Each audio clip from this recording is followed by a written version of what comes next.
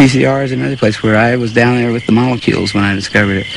And I wasn't stoned on LSD, but my mind by then had learned how to get down there. I could sit on a DNA molecule and watch the polymerase go by, and I didn't feel dumb about that. I felt like, that's just the way I think, is I put myself in all different kind of spots. And I've learned that, partially, I would think, and this is again my opinion, through psychedelic drugs. Dr. Kary Mullis, I now ask you to receive the Nobel Prize from the hands of His Majesty the King. Biogeneticist Dr. Kary Mullis had won the Nobel Prize for inventing PCR, a revolutionary technique for multiplying tiny amounts of DNA for use in genetic research. A creative breakthrough he claims came from psychedelic drug use. I don't do experiments often, in big things like, what if I had not taken LSD ever? Would I have still invented PCR? I don't know. I doubt it. I seriously doubt it.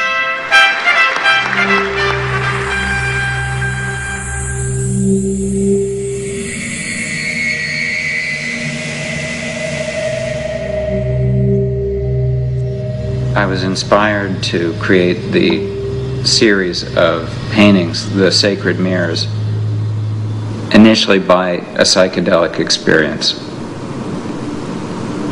And that brought me out of my body. I'd like to combine the understanding of Western science with the more Asian and Eastern understanding about the life energy systems and things, and the shamanic understanding that it's all interwoven, that we're from matter to spirit, it's a continuum, and to show that primordial understanding is throughout all the different cultures, and all those things are very related, though, to the shamanic realms. So the ability to use those states creatively and for a higher purpose than just being crazy or just, staying high or whatever, gives them a way to use these visionary tools. I think that more artists are experiencing the mystical state. There's no choice. After you have the experience, your work has to reference it. Le fou ne communique pas avec autrui. C'est-à-dire que c'est là pour moi que se situe la différence entre ce qui est exploration dangereuse de monde, ce que Michaud, poète français, appellera la connaissance par les gouffres, et le basculement dans la psychose. Alors bien entendu, cette exploration dangereuse, elle est dangereuse parce qu'on peut à un moment donné basculer dans un univers où ce que l'on va éprouver ne sera plus communicable. Prenons l'exemple de certains grands romanciers. Je prends pour moi ce qui est probablement le plus grand romancier chaman que nous ayons à l'époque contemporaine, c'est Kafka. Shitaka a écrit un texte sur Kafka chaman, et on a tout le texte de la Métamorphose, qui est un texte proprement chamanique, où Kafka se transforme en une sorte de blatte cafard, et où il va vivre cette métamorphose. Ce qui pourrait apparaître comme un délire s'il n'était pas symbolisé, à partir du moment où Kafka l'écrit, et le transforme en quelque chose de communicable, devient quelque chose qui est symbolisé et qui n'est plus du tout de la folie. Les expériences de sortie de soi, de conscience surmultipliée ou altérée, je ne sais pas quel terme on peut employer, mais je trouve qu'altérée c'est un peu idiot, je dirais plutôt de conscience désaltérée, moi je dirais. C'est des choses qui poussent à la communication. Au niveau de la technique, c'est quelque chose qui est en même temps extrêmement complexe, mystérieux, bizarre, indescriptible et en même temps très naturel. C'est une espèce de transe légère qui me laisse conscient de tout ce qui se passe autour de moi, mais me branche sur une autre dimension, littéralement. Et c'est comme s'il y avait un travail plutôt que de création, c'est un travail de découverte. On découvre. C'est comme si les choses étaient couvertes. L'éducation de la perception et même la destruction des enveloppes et de tout ce qui fait qu'un être humain est intégré socialement, est civilisé, domestiqué, etc. L'artiste, lui, il doit casser ça.